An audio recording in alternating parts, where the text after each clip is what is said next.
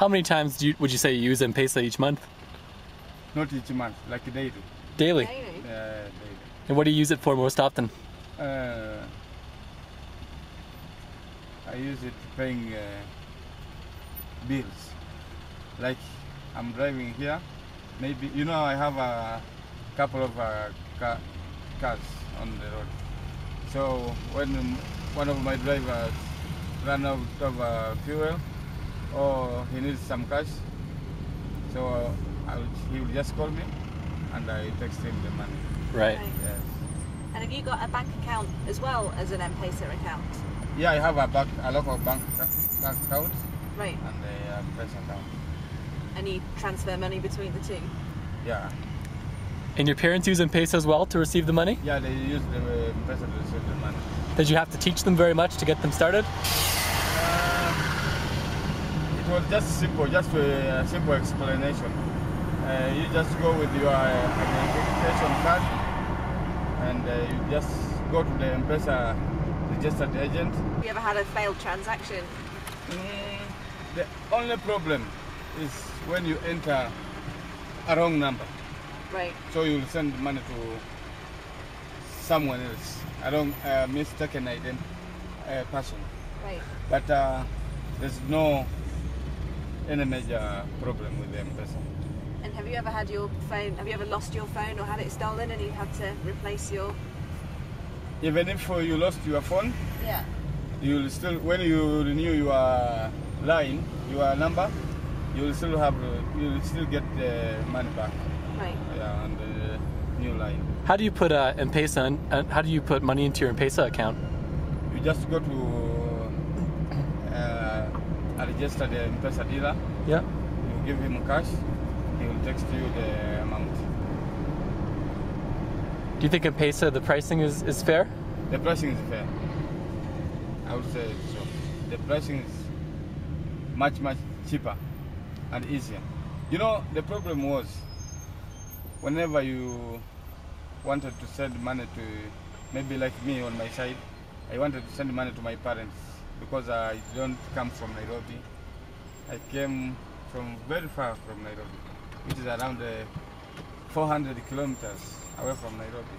So I can't make visiting my parents like weekly or monthly, and I have to give them some cash for their own needs. So I used to look for who is traveling back home. A friend or a relative, you give them the money to drop to the parents. So sometimes we had many problems. This person will end up using half of the money and paying back the money he used will be a problem. And most of the people you know on M-PESA? Most people I know are on M-PESA. I registered on M-PESA. And when did you start hearing about Zain Zap? Zap, they just introduced it And 2 months ago. Right, so February. And what's the main difference between Zap and M-PESA? No difference. No difference. No difference. Do you think they'll do as well You as know, they M-PESA? have. You know, these people of Zain, they failed the competition, so they are just trying to give M-PESA a competition. Right. Yes. Is there any reason for someone like you who's using M-PESA to ever try Zain Zap? I would say, for the time being, I'm not interested in Zap. As I said, most of the people I know are on Safaricom, so Zap will be of no use. But if I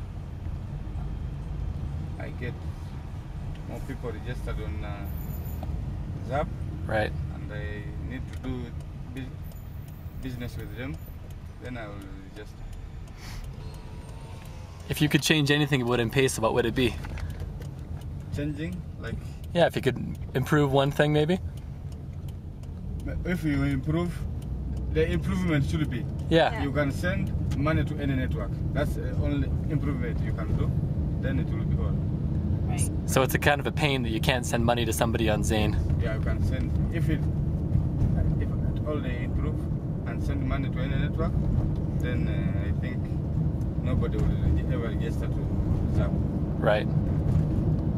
Has an agent ever told you that they don't have enough money to withdraw, or have your family ever said, "I tried to take out my M-PESA, but the agent didn't have enough money"?